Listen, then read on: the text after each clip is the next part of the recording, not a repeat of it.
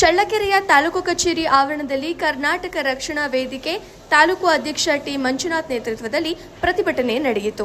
ರಾಜ್ಯದ ಜಲಾಶಯಗಳಲ್ಲಿ ನೀರಿನ ಅಭಾವವಿದ್ದರೂ ತಮಿಳುನಾಡಿಗೆ ನೀರು ಹರಿಸಲು ಶಿಫಾರಸು ಮಾಡಿರುವುದನ್ನು ಕರವೇ ಮುಖಂಡರು ತೀವ್ರವಾಗಿ ಖಂಡಿಸಿದರು.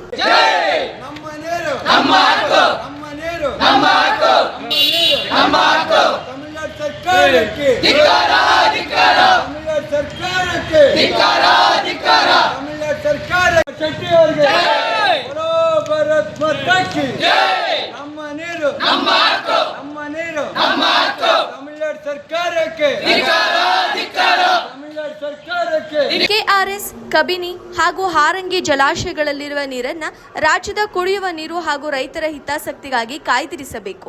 ಸರ್ಕಾರ ಕೂಡಲೇ ಈ ಶಿಫಾರಸನ್ನು ತಿರಸ್ಕರಿಸಬೇಕು. ಇಲ್ಲವಾದಲ್ಲಿ ರಾಜ್ಯಾದ್ಯಂತ ಉಗ್ರ ಹೋರಾಟ ರೂಪಿಸುವುದಾಗಿ ಮುಖಂಡರು ಸರ್ಕಾರಕ್ಕೆ ಎಚ್ಚರಿಕೆ ನೀಡಿದರು. ಪ್ರತಿಭಟನೆ ಸ್ಥಳಕ್ಕೆ ಆಗಮಿಸಿದ ತಾಲೂಕು ಕಚೇರಿಯ ಶಿರಸ್ತೇದಾರ ಸದಾಶಿವಪ್ಪ ಅವರಿಗೆ ಕರವೇ ಪದಾಧಿಕಾರಿಗಳು ಮನವಿ ಪತ್ರ ಸಲ್ಲಿಸಿದರು. ಮನವಿಯನ್ನ ಜಿಲ್ಲಾಧಿಕಾರಿಗಳ ಮೂಲಕ ರಾಜ್ಯ ಸರ್ಕಾರಕ್ಕೆ ತಲುಪಿಸುವುದಾಗಿ ಶಿರಸ್ತೇದಾರರು ಭರವಸೆ ನೀಡಿದರು. ಪ್ರತಿಭಟನೆಯಲ್ಲಿ ಕರವೇ ಪ್ರಮುಖ ಮುಖಂಡರು ಹಾಗೂ ಕಾರ್ಯಕರ್ತರು ಭಾಗವಹಿಸಿದ್ರು. ವರದಿ ಸುರೇಶ್ ಬೆಳಗೆರೆ. ಬೆಂಗಳೂರು ತಹಶೀಲ್ದಾರ್ ಮುಖಾಂತರ ವಿಷಯ ಏನೆಂದರೆ ತಮಿಳುನಾಡಿಗೆ ಕಾವೇರಿ ನೀರು ಬಳಕೆ ಖಂಡನೆ. ಈ ಮೇಲ್ಕಡೆ ದೇಶಕ್ಕೆ ಸಂಬಂಧಿಸಿದಂತೆ ರಾಜ್ಯದಲ್ಲಿ ಮಳೆಯ ಅಭಾವ ಉಂಟಾಗಿರುವುದರಿಂದ ಜಲಾಶಯಗಳಲ್ಲಿ ನೀರಿನ ಸಂಗ್ರಹ ಕಡಿಮೆ ಕುಸಿದಿದ್ದು ಕನ್ನಡಿಗರಿಗೆ ಕುಡಿಯುವ ನೀರಿನ ಅಭಾವ ಎದುರಾಗುತ್ತಿದೆ. ಇಂತಹ ತೀವ್ರ ಸಂಕಷ್ಟದ ಪರಿಸ್ಥಿತಿಯಲ್ಲಿ ಕಾವೇರಿ ನಿರ್ವಹಣಾ ಸಮಿತಿಯು ತಮಿಳುನಾಡಿಗೆ ನೀರು ಹರಿಸುವಂಥ ಶಿಫಾರಸು ಮಾಡಿರುವುದು ಕನ್ನಡಿಗರಿಗೆ ಹಿತಾಸಕ್ತಿಗೆ ಸಂಪೂರ್ಣ ವಿರುದ್ಧವಾಗಿದೆ. ರಾಜ್ಯದ ಜನರ ಹಿತಾಸಕ್ತಿಯನ್ನು ಸಂಪೂರ್ಣವಾಗಿ ಕಡೆಗಣಿಸಿ ತಮಿಳುನಾಡಿಗೆ ನೀರು ಬಿಡುಗಡೆ ಮಾಡಲು ಮುಂದಾಗಿರುತ್ತದೆ. ಇದು ಖಂಡನೀಯ.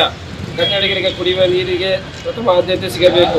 ಕೆಆರ್ಎಸ್ ಹಾಗೂ ಕಬಿನಿ ಹಾಗೂ ಹಾರಂಗಿ ಜಲಾಶಯದಲ್ಲಿ ಪ್ರಸ್ತುತ ಲಭ್ಯ ಇರುವ ನೀರು ರಾಜ್ಯದ ಕುಡಿಯುವ ನೀರಿನ ಅಗತ್ಯಕ್ಕೆ ಮಾತ್ರ ಸಾಕಾಗುವಷ್ಟು ಇದೆ. ಇಂತಹ ಸಂದರ್ಭದಲ್ಲಿ ತಮಿಳುನಾಡಿನಲ್ಲಿ ನೀರು ಹರಿಸುವುದು ರಾಜ್ಯದ ರೈತರಿಗೆ ಹಾಗೂ ಸಾರ್ವಜನಿಕರಿಗೆ ಮಾಡುವ ತೀವ್ರ ಅನ್ಯಾಯವಾಗಿದೆ. ಈ ಕೂಡಲೇ ತಮಿಳುನಾಡಿಗೆ ನೀರು ಹರಿಸುವುದನ್ನು ತಕ್ಷಣ ತಡೆಯಬೇಕು.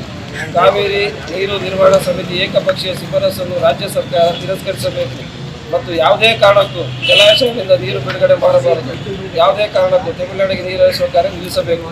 ಇಲ್ಲದಿದ್ದಲ್ಲಿ ಮುಂದಿನ ದಿನಗಳಲ್ಲಿ ಕರ್ನಾಟಕ ರಕ್ಷಣಾ ವೇದಿಕೆ ದ್ರವಿಣ ಬಣದ ವತಿಯಿಂದ ಹೋರಾಟವನ್ನು ಹಮ್ಮಿಕೊಳ್ಳುತ್ತದೆ. ಈ ಪ್ರತಿಭಟನೆ ನೇತೃತ್ವವನ್ನು ತಾಲೂಕು ಅಧ್ಯಕ್ಷರಾದ ಮಂಜುನಾಥ್, ಗೌರವ ಅಧ್ಯಕ್ಷರಾದ ಸಿ ಭೋಜರಾಜ್, ಪ್ರಧಾನ ಕಾರ್ಯದರ್ಶಿಗಳಾದ ಪಿ ಗಿರೀಶ್,